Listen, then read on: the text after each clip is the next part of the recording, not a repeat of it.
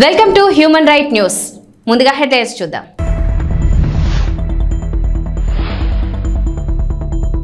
కేంద్రానికి చంద్రబాబు సర్కార్ special request, CS పదవీ కాలం పొడిగించాలని వినతి.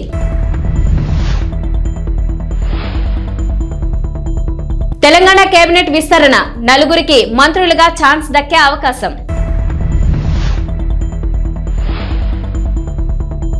పుష్ప 2 కొత్త రిలీజ్ డేట్ డిసెంబర్ 6న వరల్డ్ వైడ్ గా రిలీజ్.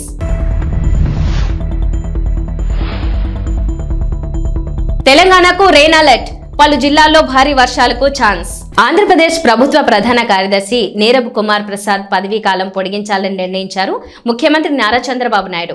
నీరబ్ పదవీ కాలాన్ని 6 నెలలు పొడిగించాలని కోరుతూ ఈ మేరకు కేంద్ర ప్రభుత్వానికి బుధవారం లేఖ రాశారు. నీరబ్ కుమార్ ప్రసాద్ ఈ నెల మొదటి వారంలో ఏపీ సీఎస్ గా బాధ్యతలు స్వీకరించారు. ఆయన పదవీ కాలం నెలాఖరులో ముగియనుండటంతో రిటైర్ కాబోతున్నారు. ఏపీ ప్రభుత్వం ఆయన సేవలు కొనసాగించాలని భావిస్తోంది. ఈ మేరకు కేంద్రానికి లేఖ రాసింది.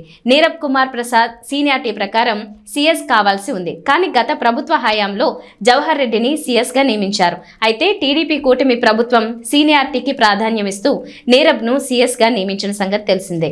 సీనియారిటీలో ముందున్న నీరబ్ కుమార్ ప్రసాద్ కు అవకాశం దక్కింది. ఆయనకు 10 రోజుల సర్వీస్ మాత్రమే ఉండడంతో మరికొంత కాలం పాటు అవకాశం ఇవ్వాలనే ఉద్దేశంతో సర్వీస్ పొడిగించాలని కేంద్రాన్ని కోరారు. మరి ఒకే విడతలో 6 నెలలు పొడిగింపు ఇస్తారా, 3 నెలల చొప్పున 2 సార్లు పొడిగిస్తారా అన్నది చూడాలి. ఏపీలో కొత్తగా కొలువు తీరిన టీడీపీ కూటమి ప్రభుత్వం పలువురు ఐఏఎస్ అధికారులను బదిలీ చేసింది. వైసీపీ ప్రభుత్వ హయాంలో వైఎస్ జగన్ పేషీలో కీలకంగా వ్యవహరించిన ఐఏఎస్ అధికారులు శ్రీలక్ష్మి, రజత్ భార్గవ్, ప్రవీణ్ ప్రకాష్లను సాధారణ పరిపాలనా శాఖకు జీఏడీ రిపోర్టు చేయాలని ఆదేశించింది. అలాగే AP medical services and infrastructure development corporation MD Muralidhar రెడ్డిని జీఏడీకి రిపోర్టు చేయాలని ఆదేశించింది. మొత్తం 19 మంది ఐఏఎస్ అధికారులను బదిలీ చేశారు. ఈ మేరకు ప్రభుత్వ ప్రధాన కార్యదర్శి నీరబ్ కుమార్ ఉత్తర్వులు జారీ చేశారు. ఈసారి ఆంధ్రప్రదేశ్ లో జరిగిన సార్వత్రిక ఎన్నికల్లో టీడీపీ అధినేత చంద్రబాబు నాయుడు, వైసీపీ అధినేత వైఎస్ జగన్ మధ్య పోరుతో పాటు మరో పోటీ అత్యంత ఆసక్తిని రేకెత్తించింది. అదే కడప లోక్సభ నియోజకవర్గంలో అక్కా తమ్ముళ్ల మధ్య జరిగిన ఎన్నికల సమరం. కడప లోక్సభ స్థానానికి వైసీపీ నుంచి వైఎస్ అవినాష్ రెడ్డి పోటీ చేయగా, ఆయనకు పోటీగా కాంగ్రెస్ నుంచి వైఎస్ షర్మిల బరిలోకి దిగారు. దీంతో ఈ నియోజకవర్గంపై 2 తెలుగు రాష్ట్రాల్లోనూ ఉత్కంఠ నెలకొంది. అయితే చివరకు విజయం మాత్రం అవినాష్ రెడ్డినే వరించింది. AP Congress chief YS Sharmila ఇక్కడ 3వ స్థానానికి పడిపోయారు. ఇక ఆ ఓటమిపై తాజాగా స్పందించారు వైఎస్ షర్మిల. బుధవారం విలేకరుల సమావేశంలో పలు అంశాలపై మాట్లాడిన షర్మిల తన ఓటమిపైన కీలక వ్యాఖ్యలు చేశారు. తన ఓటమికి, అలాగే ఏపీలో కాంగ్రెస్ పార్టీ ఓటమికి గల కారణాలను వెల్లడించారు. కడపలో తాను ఓడిపోవడానికి ప్రధానంగా ఎన్నికల ప్రచారానికి సమయం లేకపోవడమే కారణమని వైఎస్ షర్మిల విశ్లేషించారు. ఎన్నికల సమయంలో తాను 14 రోజులు మాత్రమే కడపలో ప్రచారం చేయగలిగానని, మిగిలిన సమయం రాష్ట్ర వ్యాప్త ప్రచారానికే సరిపోయిందన్నారు. అలాగే వైఎస్ఆర్ బిడ్డ పోటీ చేస్తోందన్న విషయం గ్రామీణ ప్రాంతాల్లో చాలా మందికి తెలియనే లేదని, తన ఓటమికి ఇదే కారణమని వైఎస్ షర్మిల అభిప్రాయపడ్డారు. మరోవైపు ఏపీ ఓటర్లు కూడా ప్రభుత్వాన్ని మార్చాలనే ఉద్దేశంతోనే ఒకే వైపు ఓటేశారని షర్మిల చెప్పారు. అందుకే కాంగ్రెస్ పార్టీకి ఆశించిన ఫలితాలు రాలేదన్నారు. ప్రభుత్వ వ్యతిరేక ఓటును చేల్చకూడదనే ఉద్దేశంతోనే ప్రజలు కాంగ్రెస్ పార్టీకి ఓటు వేయలేదనే అభిప్రాయాన్ని షర్మిల వ్యక్తం చేశారు. ఏపీలో రిషికొండ ప్యాలెస్ సంచలనం సృష్టిస్తోంది. సీఎం క్యాంప్ ఆఫీస్ కోసం 100 కోట్ల ప్రజాధనాన్ని జగన్ ప్రభుత్వం దుర్వినియోగం చేసిందన్న ఆరోపణలు వెల్లువెత్తుతున్నాయి. ప్రభుత్వం మారిన తర్వాత రిషికొండ వ్యవహారానికి సంబంధించి కీలక విషయాలు బహిర్గతమై రాజకీయాల్లో కాకరేపుతున్నాయి. కాంగ్రెస్ నేత వైఎస్ షర్మిల కూడా జగన్ తీరుపై మండిపడ్డారు. ప్రజాధనం దుర్వినియోగమైంది నిజమే అయితే సిట్టింగ్ జడ్జితో విచారణ జరిపించాలని డిమాండ్ చేశారు. రిషికొండ ప్యాలెస్ కాంట్రవర్సీపై జాతీయ మీడియాలో కూడా కథనాలు వెలువడుతున్న నేపథ్యంలో ఏపీ కేబినెట్ మంత్రి, TDP general secretary Nara Lokesh స్పందించారు. జగన్ దోపిడీ యావత్ దేశాన్ని షాక్కు గురిచేసిందని అన్నారు. తమ పిల్లలకు ఓ గూడు కల్పించేందుకు పేదలు అలమటిస్తుంటే జగన్ మాత్రం ప్రజాధనంతో తన కోసం ప్యాలెస్ నిర్మించుకున్నారు. ఆయన దోపిడీ యావత్ దేశాన్ని షాక్కు గురిచేశాయి. ఈ విషయంలో ఎంక్వైరీ జరిపించి న్యాయం జరిగేలా చూస్తాము. ఈ భవనం ప్రజలకు చెందేలా చేస్తాము అని ఆయన ఎక్స్ వేదికగా పోస్ట్ పెట్టారు. తెలంగాణలో ఎన్నికల హడావిడి ముగిసింది. అసెంబ్లీ ఎన్నికలు పూర్తయి ప్రభుత్వం ఏర్పడిన 4 నెలలకే పార్లమెంట్ ఎన్నికలు రాగా అవి కూడా పూర్తి కావడంతో ప్రభుత్వం పాలనపై దృష్టి సారించింది. అందులో భాగంగా పూర్తి స్థాయి మంత్రివర్గ విస్తరణ చేపట్టాలని నిర్ణయం తీసుకున్నారు. కాంగ్రెస్ ప్రభుత్వం కొలువు తీరిన తర్వాత సీఎం రేవంత్ రెడ్డి ముఖ్యమంత్రిగా బాధ్యతలు తీసుకోగా ఆయనతో పాటు మరో 11 మంది మాత్రమే మంత్రులుగా బాధ్యతలు చేపట్టారు. తెలంగాణ కేబినెట్ లో 18 మంత్రి పదవుల వరకు ఛాన్స్ ఉండగా ప్రస్తుతానికి 4 కేబినెట్ లోకి తీసుకోవాలని సీఎం రేవంత్ భావిస్తున్నారు. ఈ నెల చివరి వారం లేదా జూలై మొదటి వారంలో విస్తరణ ఉండనున్నట్లు సమాచారం. ప్రస్తుతం సీఎం రేవంత్ రెడ్డి వద్ద కీలకమైన హోంశాఖతో పాటు municipal administration and urban development, general administration, విద్య వంటి కీలక శాఖలు ఉన్నాయి. ఈ నేపథ్యంలో ఆయా శాఖలను కొత్త మంత్రులకు అప్పగించేందుకు కసరత్తు చేస్తున్నారు. ఇప్పటికే ఈ విషయమై ఢిల్లీ పెద్దలతో చర్చించగా విస్తరణకు అధిష్టానం ఓకే చెప్పిందని గాంధీ భవన్ వర్గాలు వెల్లడిస్తున్నారు. తొలి దశలో 4 మంత్రి పదవులు ఇచ్చి ఆ తర్వాత 2 తీసుకోనున్నట్లు సమాచారం. అయితే మంత్రి పదవుల రేసులో చాలా మంది ఉన్నా ప్రముఖంగా కొందరి పేర్లు వినిపిస్తున్నాయి. కుల, సామాజిక, రాజకీయ సమీకరణ నేపథ్యంలో కొత్త వారికి మంత్రి పదవులు కట్టబెట్టనున్నట్లు విశ్వసనీయ వర్గాల సమాచారం. చిప్స్ ప్యాకెట్ లో చచ్చిన కప్ప, ఐస్ క్రీమ్ లో మంచి వేలు, చాక్లెట్ సిరప్ లో ఎండిపోయిన ఎలుక కళేబరం. ఇటీవల కాలంలో వెలుగు చూసిన దారుణాలు ఇవి. ఈ వార్తలు వింటే చాలు బయట ఏదైనా తినాలంటే వణుకు పుడుతోంది. చిన్న చితిక హోటళ్లు, రెస్టారెంట్లలోనే కాదు పేరు మోసిన బడా హోటళ్లలోనూ ఇదే వ్యవహారం నడుస్తోంది. ఏ మాత్రం శుభ్రత లేకుండా, ప్రజల ఆరోగ్యం గురించి పట్టింపు లేకుండా పాడైపోయిన వస్తువులతో ఆహార పదార్థాలు తయారు చేసి విక్రయిస్తున్నారు. డేట్ అయిపోయిన వస్తువులతో వడ్డిస్తున్నారు. కాసుల కోసం కక్కుర్తిపడి ప్రజల ఆరోగ్యాలు దెబ్బతీస్తున్నారు. ఇటీవల కాలంలో హైదరాబాద్ నగరంలోని పలు రెస్టారెంట్లు, హోటళ్లు, ప్రైవేట్ హాస్టళ్లపై వరుసగా దాడులు చేసిన ఫుడ్ సేఫ్టీ టాస్క్ ఫోర్స్ అధికారులు అక్కడి పరిస్థితులు చూసి షాక్ కు గురయ్యారు. తాజాగా జంట నగరాల్లో ఫేమస్ అయిన సికింద్రాబాద్ ఆల్ఫా హోటల్లో ఫుడ్ సేఫ్టీ టాస్క్ ఫోర్స్ అధికారులు దాడులు నిర్వహించారు. ఈ దాడుల్లో విస్తుపోయే అంశాలు వెలుగు చూశాయి. నాసిరకం వస్తువులతో పాటు కిచెన్ లో అధ్వాన్న పరిస్థితులను అధికారులు గుర్తించారు. పాడైపోయిన మటన్ తో బిర్యానీ తయారు చేసి వండి పెడుతున్నట్లు తనిఖీల్లో బయటపడింది. ఫుడ్ తయారు చేసి ఫ్రిడ్జ్ లో నిల్వ ఉంచుతూ ఆర్డర్ల మేరకు అప్పటికప్పుడు వేడి చేసి కస్టమర్లకు అందిస్తున్నట్లు తేలింది. ఐకాన్ స్టార్ అల్లు అర్జున్, దర్శకుడు సుకుమార్ కాంబినేషన్ లో వస్తున్న చిత్రం పుష్ప 2. ఈ సినిమా కొత్త రిలీజ్ డేట్ ను చిత్ర బృందం నేడు ప్రకటించింది. డిసెంబర్ 6న వరల్డ్ వైడ్ గ్రాండ్ గా రిలీజ్ అవుతుందని వెల్లడించింది.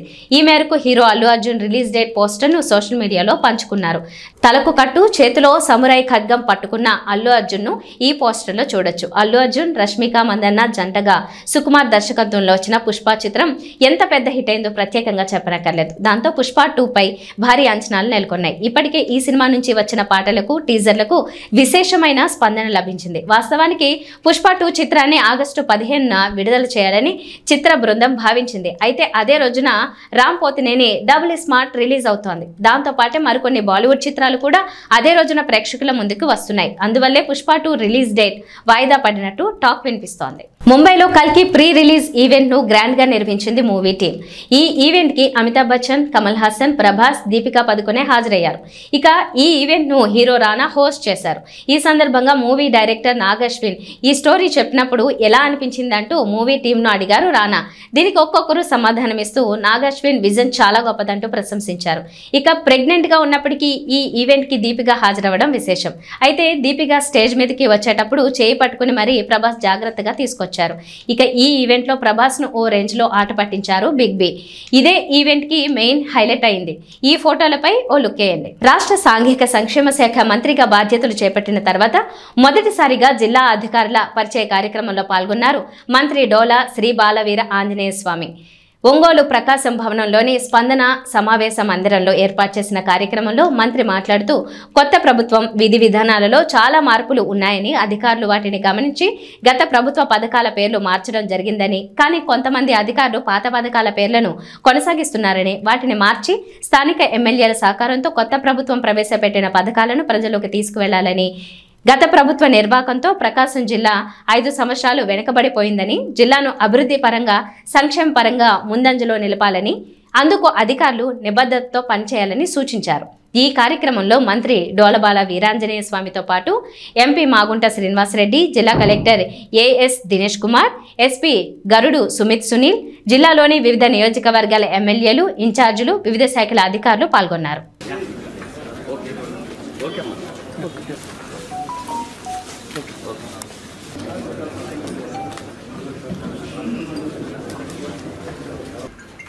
ప్రకాశం జిల్లా ప్రజల మభ్యపెట్టాలనే ఉద్దేశంతో హడావుడిగా పూర్తి చేసామని చెప్పి శిలాఫలకాలు వేసుకున్నారు. లక్షలాది రూపాయల ప్రజాధనాన్ని దుర్వినియోగం చేశారు. ఈరోజు అధికారులు చెప్పారు చాలా పనులు పెండింగ్లో ఉన్నాయి, ప్రాజెక్టు పూర్తి కావడానికి సమయం పడుతుంది, ఇంకా గ్రాంట్స్ కావాలి, నిర్వాసితులను ఖాళీ చేయించాలి, లైనింగ్ పూర్తి చేయించాలి. ఈరోజు అయితే నీళ్లు తీసుకొచ్చే పరిస్థితులు లేవని ఆ రోజు ఎవరైతే అధికారులు ఒత్తిడితో ఏర్పాట్లు చేశారో వాళ్ళు చెప్పారంటే ఈ ప్రభుత్వం ఎంత డొల్లతనంగా జగన్మోహన్ రెడ్డి ప్రభుత్వం పనిచేసిందో ప్రకాశం జిల్లా ప్రజలకి రాష్ట్ర ప్రజలు కూడా మీరు తెలియజేస్తున్న అవసరం మీకుంది. ఇంకో విషయం ఏంటంటే గుళ్ళకమ్మ గేట్లు కొట్టకపోయిన డేట్లు 2020 నుంచి ఒక గేట్లు కొట్టకపోవడం, పూర్తి చేయకపోవడం, ఈరోజు కూడా ఇంకా పూర్తి కాల. దానికి కూడా ఈ నెలాఖరులో పూర్తి చేస్తూ ఉన్నారు. బడ్జెట్ కేటాయింపులు లేవని చెప్తా ఉన్నారు. త్వరగా పూర్తి చేయాలని చెప్పేసి మేమైతే ఆదేశం జరిగింది. అంటే జగన్మోహన్ రెడ్డి ప్రభుత్వానికి రైతుల పట్ల ప్రజల పట్ల ఉన్న నిర్లక్ష్యం తెలియజేస్తుంది. నేను అధికారులు ఒకటే చెప్తున్నాను, అటువంటి మొత్తం ఇద్దరి నుంచి వదలండి. చాలామంది అధికారులు ఇంకా తాత్సారంగా ఉంటున్నారు. యాక్టివ్ కావాల్సిన అవసరం ఉంది, బాధ్యత ఉంది. శరవేగంగా ప్రజలకు సేవ చేయాలి. ఈరోజు రాష్ట్రాన్ని అప్పులు భయం చేశారు. సంపద సృష్టించుకొని అభివృద్ధికి సంక్షేమానికి మేము ముందుకు పోవడానికి నిర్ణయం చేసుకున్నాం. ఇంకో విషయంగా చూస్తే నా శాఖకు సంబంధించిన గురుకుల పాఠశాలలో కూడా డిస్ట్రిక్ట్ కోఆర్డినేటర్ చెప్పారు పూర్తి డేటా ఇవ్వాల. ఎస్సీకి పిల్లల చదువుకు సంబంధించి సీట్లు రద్దు చేశారు. వాస్తవాన్ని వాళ్ళు చెప్తూ రేపు తిరిగి మేము ప్రారంభించబోతున్నాం. అసలు డేటా మొత్తం రాష్ట్ర స్థాయిలోనే దాచేశారు. పిల్లల్ని 1600-1800 మంది పిల్లల్ని సంవత్సరానికి విద్యుత్ దూరం చేసి వాటి వివరాలను కూడా దాచేశారు. నిన్న ఒక ఆయన మాట్లాడతారు, మాజీ ఇరిగేషన్ శాఖ మంత్రులు, పోలవరం ఎవరికి అర్థం కాదంట, డ్యాన్స్ వేస్తామంటే ఎట్లా అర్థం అవుతుంది? నోరు ఉంది కదా అని చెప్పేసి అసెంబ్లీలో దూకుడుగా మాట్లాడుతూ ఉంటే ఏదో చేస్తే ఎలా అవుతుంది? చిత్తశుద్ధి లేదు. ఈరోజు నిన్న మా సీఎం గారు విజిట్ చేసి వచ్చారు. ఎవరు బాధ్యత వహిస్తారని నష్టానికంటే సమాధానం లేదు అధికారుల దగ్గర. అధికారులు కూడా ఒకటే చెప్తున్నా, ప్రభుత్వాలు మారుతూ ఉంటాయి, మీరు చేయాల్సిన బాధ్యతను విస్మరించొద్దు. ఏదైనా కానీ ప్రజా సంక్షేమం అనేది మనకు ముఖ్యం. అభివృద్ధిలో వెనకడుగేస్తే చాలా నష్టపోతారు రాష్ట్రం. ఇప్పటికే విభజన వల్ల నష్టపోయాం. ఈ 5 సంవత్సరాల్లో లోపభూయిష్టమైనటువంటి పరిపాలన వల్ల, అసమర్థ ప్రభుత్వం వల్ల ప్రజలు తీవ్రంగా నష్టపోయారు. మనం ప్రభుత్వాన్ని అభివృద్ధిని సంక్షేమానికి బాధ్యత ఉంది. మా ముఖ్యమంత్రి గారు పరిపాలన బాధ్యతలు తీసుకున్న వెంటనే 5 సంతకాలు పెట్టారు. ఒకటి, నిరుద్యోగులకి ఉద్యోగ అవకాశాలు డిఎస్సి మీద సంతకం పెట్టడం జరిగింది. ప్రజలకి ఆస్తులకి భంగం కలిగించేటువంటి టైటిల్ డీడ్ అబాలిష్మెంట్ యాక్ట్ మీద సంతకం పెట్టడం జరిగింది. అదేవిధంగా స్కిల్ డెవలప్మెంట్ సభలో భాగంగా ఎవరి వద్ద ఏ స్కిల్స్ ఉన్నాయో సర్వే చేసి వాళ్ళకి ఉపాధి ఉద్యోగం కల్పించే విధంగా ఆ సర్వే చేపడుతూ సంతకం చేయడం జరిగింది. ఇంకా మనకి అన్నా క్యాంటీన్లు మీరు చూస్తే ఆ రోజు బొత్స సత్యనారాయణ గారు మేము అసెంబ్లీ సాక్షిగా చెప్పాడు, అన్నా క్యాంటీన్లు మోసేయమన్నారు. నేను మా పాలకొల్లు ఎమ్మెల్యే ఈరోజు మంత్రి గారు జలశాఖ మంత్రి గారు మేము చెప్పాం, మీకు ఇష్టమైన పేర్లు పెట్టుకోండా, కానీ అన్నా క్యాంటీన్ పేదలకు అన్నం పెట్టమంటే సభను తప్పుదోవ పట్టిస్తూ మాట్లాడాడు. ఈరోజు అన్నా క్యాంటీన్లు కూడా తెలిసి పేదలకి పట్టిన అన్నం పెట్టేది కూడా మా ప్రభుత్వం నిర్ణయం తీసుకున్న త్వరలో ప్రారంభిస్తాం కూడా తెలియజేసుకుంటూ, అదేవిధంగా మేము ఏదైతే పెన్షన్లు ఎన్టీఆర్ భరోసా నిన్ననే జీవో కూడా ఇచ్చాం. కొన్ని పథకాలు పేర్లు కూడా మార్చుతూ 1000 రూపాయలు పెంచుతూ 4000 రూపాయలు చేసి ఎన్టీఆర్ భరోసా పెన్షన్లు ఇస్తామని చెప్పడం జరిగింది. అదేవిధంగా మేము ఎప్పుడైతే ప్రకటన చేసామో ఏప్రిల్ నెల ఆ రోజు నుంచి పెంచిస్తామంటే అపహాస్యం చేశారు. ఈరోజు అక్షర సత్యం చేస్తూ 7000 రూపాయలు జూలై 1వ తేదీన పెన్షన్దారులకు అందరూ కూడా మేము పంపిణీ చేయబోతా ఉన్నాం. ఈరోజు మా ఎమ్మెల్యేలు నారాయణ రెడ్డి గారు అదేవిధంగా అశోక్ రెడ్డి గారు చెప్పినటువంటి కొన్ని అవకతవకలు ఉన్నాయి. వాటన్నిటి మీద కొంచెం చర్చించి చర్యలు తీసుకునే విధంగా మేము ముందుకెళ్తామని చెప్పేసి తెలియజేసుకుంటూ, ఏది ఏమైనప్పటికీ కూడా పెన్షన్లు పెంచిన పెన్షన్లని వృద్ధులు వికలాంగులకి అదేవిధంగా వితంతువులకు పెంచిన పెన్షన్ని 3 నెలల బకాయిలతో కలిపి మేము అందిపోతామని కూడా మీకు తెలియజేసుకుంటూ, ఈ రోజున కొన్ని పథకాల పేర్లు డాక్టర్ బిఆర్ అంబేద్కర్ విద్యాశ్రీ విద్యానిధి పథకం ఆ పేరు తిరిగి తీసుకురావడం జరిగింది. అదేవిధంగా విద్యా దీవెన వసతి అని చెప్పి లేనిపోని కన్ఫ్యూజన్ చేసి విద్యార్థులను అష్టకష్టాలు పెట్టినటువంటి ఆ పథకాలని తిరిగి పోస్ట్ మెట్రిక్ స్కాలర్షిప్స్, అదేవిధంగా చంద్రన్న పెళ్లి కానుక, ఎన్టీఆర్ విద్యోన్నతి పథకం, అదేవిధంగా సివిల్ సర్వీస్ ఇన్సెంటివ్ పథకాలని కొత్త పథకాల పేర్లు కూడా తీసుకొని రావడం జరిగింది. వీటన్నిటి కూడా పోయినసారి అసెంబ్లీ మీ ఒక్కసారి చూస్తే రోజమ్మ గారు చెప్పారు, నీ పేరు పెట్టేవాళ్ళని పెట్టుకున్నావా అని చెప్పి ఆ ముందే ఆయన గురించి చెప్పుకుంది. అందుకనే ప్రతి ఒక్క గోడ మీద, రాయి మీద, అన్ని చోట్ల పుస్తకాల మీద పెట్టుకున్నారు. కానీ ప్రజల గుండెల్లో మాత్రం లేరు. పనిచేసే వాళ్ళకి ప్రజలు సమర్థిస్తామని తెలియజేసుకుంటూ ఈరోజు జిల్లా సంబంధించిన విషయాల్లో విద్యాశాఖ వాళ్ళ తరఫున, అదేవిధంగా వైద్య ఆరోగ్య విషయంలో డెంగ్యూ అటువంటి అంటువ్యాధులు, మనకి సీజనల్ వ్యాధులు వచ్చేటువంటి వాటి ఉన్నాయి. వాటన్ని కూడా నివారణ చేయాల్సిన అవసరం ఉంది. తాగునీటి విషయంలో పశ్చిమ ప్రాంతంలోనూ మిగిలిన ప్రాంతాల్లో ఎక్కడైతే ఎక్కువ రిక్వైర్మెంట్ ఉందో అన్ని ప్రాంతాలకి కూడా తాగునీటిని సరఫరా చేయాలని చెప్పేసి తాగునీటి శాఖ అధికారులు జిల్లా కలెక్టర్ ద్వారా ఆదేశం జరిగింది. దాంతోపాటు బోగస్ బిల్లులు చేసుకున్నటువంటి సమగ్ర విచారణ చేసి వాటన్నింటినీ కూడా రికవరీ చేయాలని కూడా మేము సమావేశంలో ఆదేశించడం జరిగింది. ఇదే విధంగా మనకి సిపిడబ్ల్యూ జల్ జీవన్ మిషన్లో కూడా కొన్ని పొరపాట్లు జరిగినట్టుగా మేము అధికారుల దృష్టికి తీసుకొచ్చాం. వాటి మీద కూడా విచారణ జరిపి బాధ్యత చర్యలు తీసుకోవాలని చెప్పి తెలియజేస్తా ఉన్నాం. అంతేకాకుండా మనం మా శాఖకు సంబంధించిన కూడా సమగ్ర సమీక్షతో పాటు మిగిలిన శాఖలు కూడా త్వరలో విశాఖ జిల్లా గాజువాక నియోజకవర్గంలో ఆంధ్రప్రదేశ్ హోం మినిస్టర్ వంగలపూడి అనిత ఆదేశాల అనుసారం Visakha city police commissioner Ravi Shankar Ayyanna పర్యవేక్షణలో 100 రోజుల్లో డ్రగ్స్ నిర్మూలన దిశగా పోలీస్ శాఖ అడుగులు వేయనుంది. ఈ క్రమంలో డీసీపీ జోన్ 2 మేకా సత్యబాబు ఆధ్వర్యంలో గాజువాక టీఎస్ఆర్టీపీకే కళాశాలలో విద్యార్థులకు అవగాహన కల్పించారు. ఈ కార్యక్రమానికి ముఖ్య అతిథిగా తెలుగుదేశం పార్టీ రాష్ట్ర అధ్యక్షులు మరియు నియోజకవర్గ శాసనసభ్యులు పల్లా శ్రీనివాసరావు హాజరయ్యారు. అనంతరం ఆయన మాట్లాడుతూ డ్రగ్స్ నిర్మూలనపై తెలుగుదేశం పార్టీ ముక్త కంఠంతో పోరాడుతుందని, దీనికి పోలీస్ శాఖ కాకుండా ప్రథమ పౌరులుగా ప్రతి ఒక్కరూ బాధ్యతాయుతంగా వ్యవహరించాలని ఆయన పేర్కొన్నారు.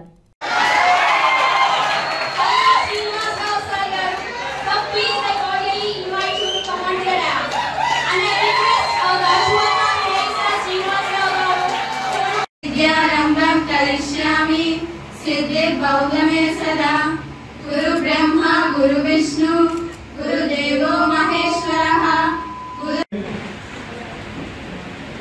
దేశమంటే మట్టి కాదు, దేశమంటే మనుషులు అని గురుదాడ అప్పారావు గారు ఎప్పుడు చెప్పారు.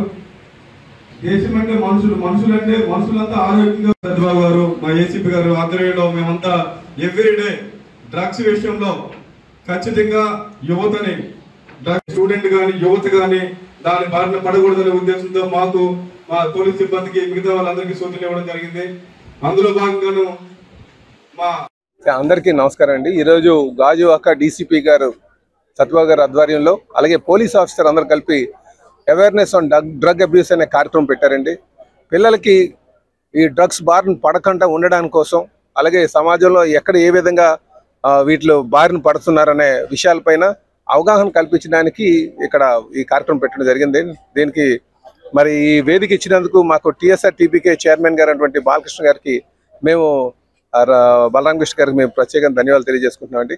మరెన్నో కార్యక్రమాలు చేస్తాం. ఎందుకంటే చంద్రబాబు నాయుడు గారు ముఖ్యమంత్రి అయిన తర్వాత, అలాగే హోంమంత్రిగా మా శ్రీమతి అనిత గారు అయిన తర్వాత 100 రోజుల్లోనే ఈ డ్రగ్స్ అరికట్టాలని, వాటిని పిల్లల్ని కాపాడాలని ఉద్దేశంతో ఈ కార్యక్రమం చేపట్టడం జరిగిందండి. ఖచ్చితంగా ఎవరైనా డ్రగ్స్ వాడినా, వినియోగించినా, ఎవరైనా దాన్ని సప్లై చేసినా వాళ్ళపైన మాత్రం ఉక్కుపాదంతో అణిచివేస్తాం, వాళ్ళకి జైలు పాలు చేపిస్తామని కూడా ఈ సందర్భంగా మేము హెచ్చరిస్తున్నాం.